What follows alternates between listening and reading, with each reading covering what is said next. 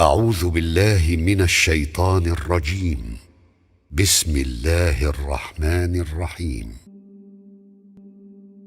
فأما الإنسان إذا ما ابتلاه ربه فأكرمه ونعمه فيقول ربي أكرمن.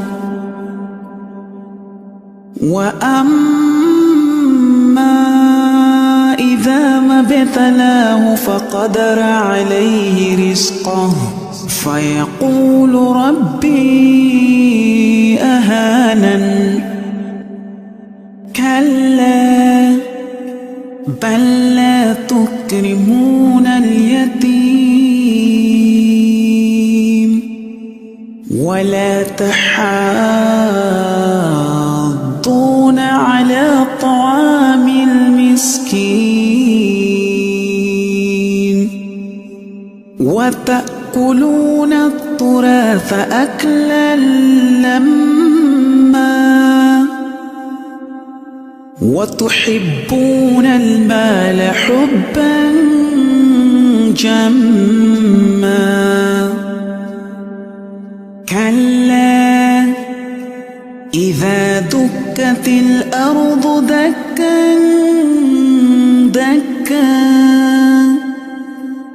وجاء ربك والملك صفا صفا وجيء يومئذ بجهنم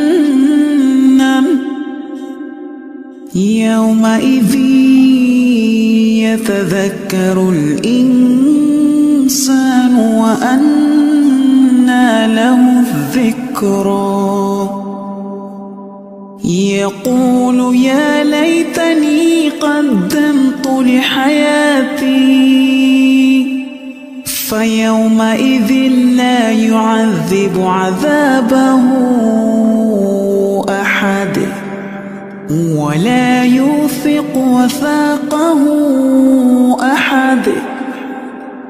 يا أيتها النفس المطمئنة ارجعي إلى ربك راضية مرضية فادخلي في عبادي